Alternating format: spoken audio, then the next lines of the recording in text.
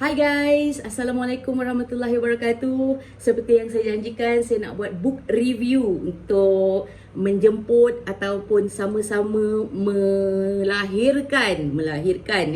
mengadakan ataupun mewujudkan sifat suka membaca. Okay, tapi sebelum saya merepek ataupun melalut lebih panjang, sebab disebabkan adalah hari ini Hari Merdeka, jadi saya juga nak ambil kesempatan ini untuk mengucapkan selamat Hari Kemerdekaan kepada semua warga Malaysia tercinta. Walau dalam keadaan apa pun anda, saya mendoakan anda stay strong. Okay. So kembali kepada book review. Pada mulanya saya plan untuk yang pertama ni, saya nak share pasal buku-buku self-help book. Macam saya dah beritahu previous video saya, kalau self-help book, saya lebih suka writer-writer orang putih lah. Contohnya adalah Seth Godin dan sebagainya. Dan baru-baru ini saya ada membeli dan terpikat dengan seorang writer yang diberi nama Mark Manson. Tada! Buku ni agak viral kerana tajuk dia nombor satu, because tajuk dia sangat-sangat direct, The Subtle Art of Not Giving a Fuck. Gitu. Dan siri yang kedua adalah Everything is Fuck, Mark Manson. Siapa Mark Manson ni? Dia adalah seorang writer, seorang blogger yang juga penuntut ataupun pernah menuntut di Boston University, di mana dia adalah seorang American dan juga seorang rakyat Texas. Kalau Texan tu orang tahulah bahasa dia agak kasar sikit, that's why buku dia agak bold begini. Tapi buku ini saya belum habis lagi baca. Tapi memang buku dia memang wow lah. Saya tak menjangka itu adalah apa yang Mark Manson cuba sampaikan. It's so extraordinary pada saya.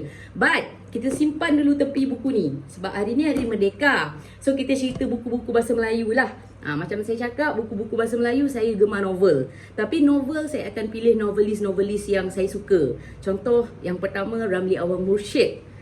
Siapa yang kat sini peminat Ramli Awang Mursyid, kasih gini sikit. Okay, alright. So yang kedua saya minat juga Taimeh Abdullah. Taimeh Abdullah pun adalah seorang writer yang sangat genius, di mana garapan cerita dia memang very like unsangkerable, orang cakap kan. Unsangkerable, yang macam out of the box. Sama juga dengan Ramli Awang Mursyid, di mana salah satu siri ataupun kegemaran saya adalah cerita mengenai Laksmana Sunan. Siapa peminat Laksmana Sunan, kita memang geng. Jadi Laksmana Sunan punya siri dia ada banyak buku tau. So you guys memang agak mana satu nak start? Okay, first sekali yang you kena baca, kalau you minat ataupun you pernah dengar pasal Laksmana Sunan, ataupun mungkin lepas saya buat video ni you akan cari, alright? Berpeluh sis. Alright? Yang pertama you kena baca Bagaikan Puteri. Ini adalah siri yang pertama. Okay, sekejap lagi saya akan review apakah Bagaikan Puteri. Saya tak akan spoil lah cerita dia. Saya bagi review sahaja. Right? Kenapa saya suka. Okay, ini Bagaikan Puteri. Kemudian lepas Bagaikan Puteri, you kena baca Cinta Sang Ratu. Cinta Sang Ratu. And then seterusnya Hijab Sang Pencinta. Ini adalah Laksmana Sunan lah. Okay. Alright. Seterusnya Cinta Sufi. Cinta Sufi And then lepas tu Sutra Bidadari. Buku dia memang semua tebal-tebal guys. Okay. Memang kalau you baca buku dia ni, saya lah kan, kalau saya baca buku Ramli Awang Mursyid, kalau Laksmana Sunan, saya macam termasuk ke dalam buku tu. Okay. Seterusnya Sunan. Sunan ni adalah sebelum Bagaikan Puteri. Okay, sebelum dia menjadi Laksmana Sunan, masa dia dekat, nanti kita cerita. Okay. Seterusnya adalah Sunan Cinta Nang Sakti. Ini adalah yang paling tebal. Sunan ya. Okay, bukan Cunan, tapi Sunan Cinta Nang Sakti. And then diikuti oleh Sunan Musafir. Ini adalah apabila dia telah pun tua. Okay. Dan seterusnya Saifuddin Jalis. Saifuddin Jalis ni siapa pula? Saifuddin Jalis ni nama dia betul lah. Gelaran dia saja Laksmana Sunan. Okay, kita pergi kepada buku yang pertama. I harap you guys boleh tengok sampai habis. Kalau nak memupuk minat membaca, kita kena start daripada novel lah kan. Alright. Kita pergi pada buku yang pertama, which is Bagaikan Puteri. Okay, Bagaikan Puteri ni dia cerita pasal apa? Alright. Dia bercerita mengenai seorang wanita pada zaman kita ini, pada zaman kita pada abad ke-21 yang bernama Haryani. apa yang Haryani ni dah buat, apa yang Haryani ni dah alami di Malaysia pada ketika itu, dia macam at the same time tapi different time. Macam mana aku nak cakap ni? Okay, dia at the same time, berlaku at the same time tapi di dua zaman yang berbeza. Okay, Haryani, apa yang berlaku pada dia, dia accident, kemudian dia koma, lepas tu dia termasuk ke zaman apa? Ke zaman Kesultanan Melayu Melaka. Jeng jeng jeng. Apabila dia termasuk pada tahun kurun ke-15, waktu tu kerajaan Kesultanan Melayu Melaka, dia terjatuh di atas laut, dan waktu itu dia hanyut, dia dijumpai oleh seorang siapa? Laksamana Sunan. So Laksamana Sunan ni pula memang hidup di zaman Kesultanan Melayu Melaka, tapi dia bukan meraih ataupun dia bukan terkenal di Melaka lah. Okay? Dia terkenal di Aceh. Macam mana cerita dia? Dia surprise. You guys kena cari kenapa, macam mana Laksamana Sunan ni. Kenapa saya suka? Kerana penyusunan cerita dia memang power. Dia bukan cerita love story yang CEO bercinta dengan orang gaji. Tidak ya. Dia lebih kepada benda-benda yang deep, benda-benda yang mendalam, yang dikupas oleh Ramli Awang Rashid. That is why I'm so love with all his writing. Okay. So ini adalah bagaikan puteri, bagaimana seorang gadis pada zaman sekarang terjatuh ataupun terpergi ataupun termasuk ke zaman Kesultanan Melayu Melaka. So dia jumpalah Laksamana Hang Tuah, dia semua Datuk Bendahara, dia jumpa Sultan Mahmud di zaman kesaliman Sultan Mahmud itu. Macam tu. Sebab waktu dia jatuh, waktu dia dah pergi zaman Kesultanan Melayu Melaka ni, waktu ni Hang Jebat semua dah meninggal. Dah dibunuh oleh Hang Tuah. Waktu tu Hang Tuah berada dalam keadaan, betulkah aku? Adakah aku yang bersalah? Macam tu. So sebelum kedatangan Puteri Gunung Ledang, so dia termasuk dan dia terjumpa dengan Laksamana Sunan. Apa terjadi dan macam mana cerita dia dan apa yang Laksamana Sunan lakukan, you guys kena baca Laksamana Bagaikan Puteri. Okay, so itu buku yang pertama, mengisahkan zaman sekarang ni termasuk ke zaman dulu. Apa yang selalunya yang di-highlightkan ataupun yang ingin disampaikan oleh Ramli Awang Rashid pada tafsiran saya, cara dia melahirkan ataupun dia mewujudkan karakter ataupun watak Laksamana Sunan ni, dia mengajak orang untuk menjadi baik. Sebab dalam cerita ni, Laksamana Sunan ni, ya Allah, baiknya, seboleh-boleh dia nak tiru akhlak Rasulullah SAW. Okay? So bila siapa pun baca, dia akan rasa macam apa tau, jatuh cinta dekat Laksamana Sunan. Dia akan mengimbau kembali lah segala-galanya. So sebab Laksamana Sunan ni terkenal dengan apa?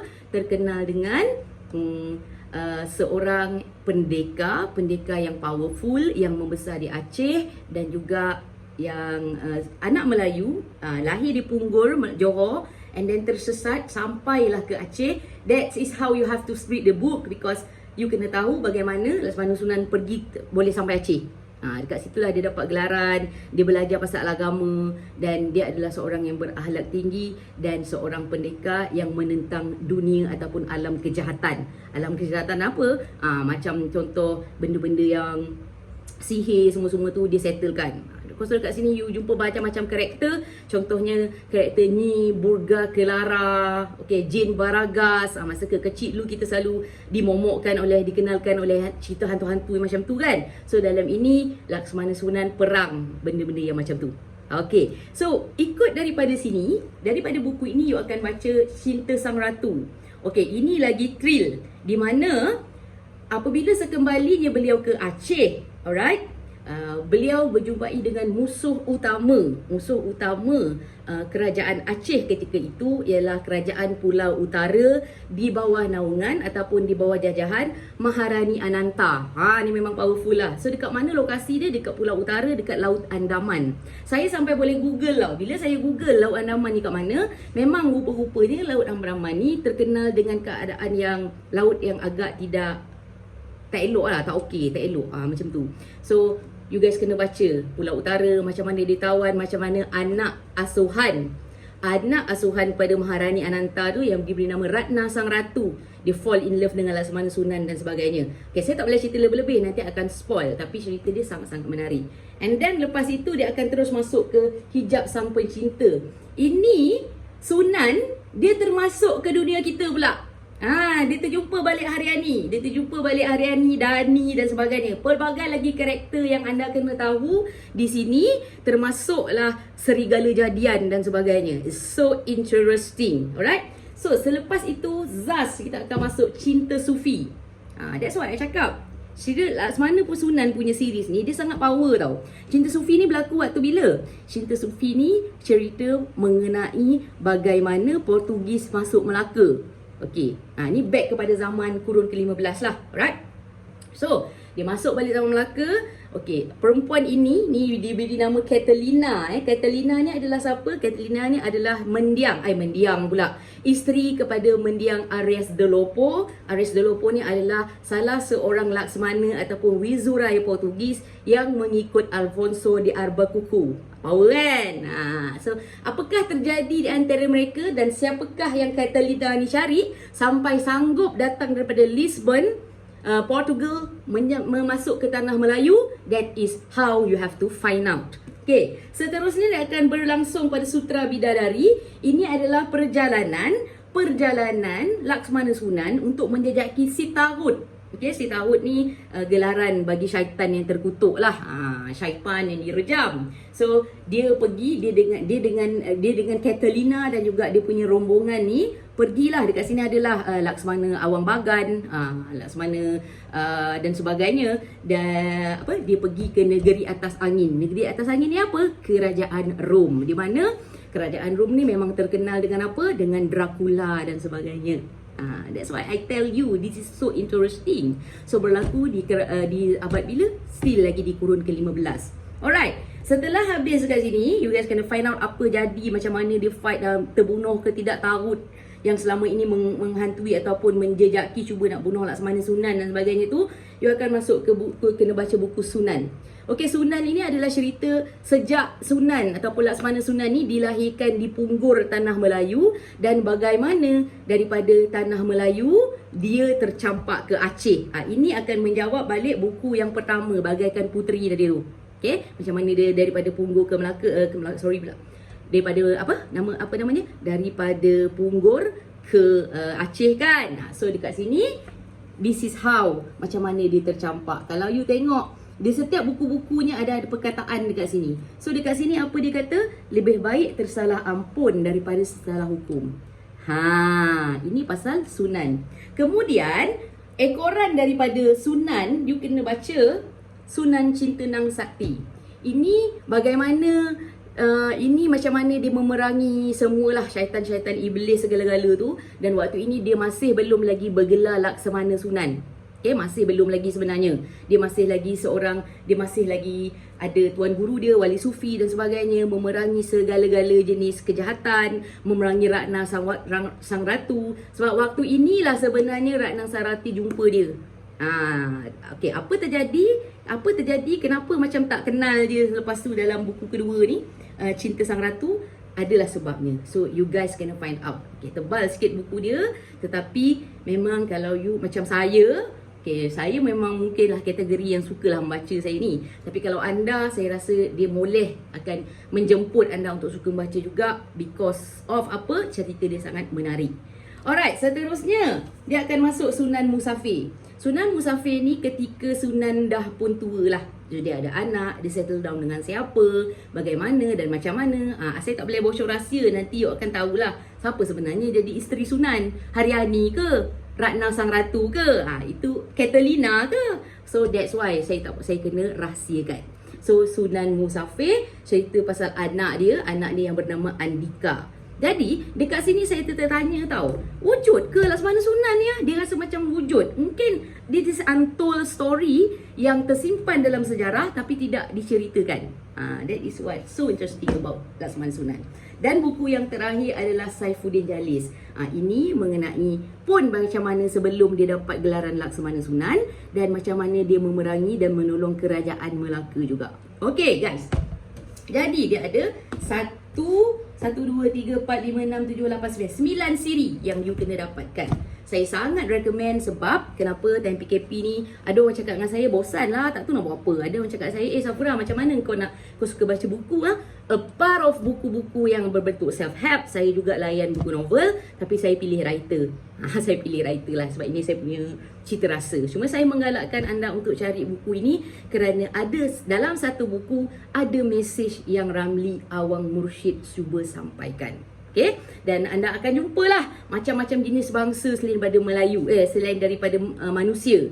Contohnya bangsa polip, manusia yang bersayap. Kadang-kadang kita tertanya, wujud ke bangsa polip? Tapi bila saya buat research sikit, memang sebelum kejadian manusia, banyak lagi creations yang Allah Subhanahu Wa Taala ciptakan sebelum hadirnya manusia. That is why kalau you ingat, that's why dulu ada zaman apa? Zaman dinosaur. Jadi guys, dapatkan siri Ramli Awang Mursyid Sunan. Jadi macam mana nak start? You kena start ataupun beli daripada buku yang pertama, iaitu apa? Bagaikan Puteri. Jatuh dah buku lain. Bagaikan Puteri. So bagaimana Haryani masuk ke zaman Kesultanan Melayu Melaka, jatuh cinta dengan Laksmana Sunan. Okay, so that is first episode ataupun review buku saya yang pertama secara random mengenai novel Laksmana Sunan, dan akan datang saya akan review buku apa? Mungkin buku ini. Okay, so jumpa lagi. Selamat Hari Merdeka guys. Stay safe and see you again.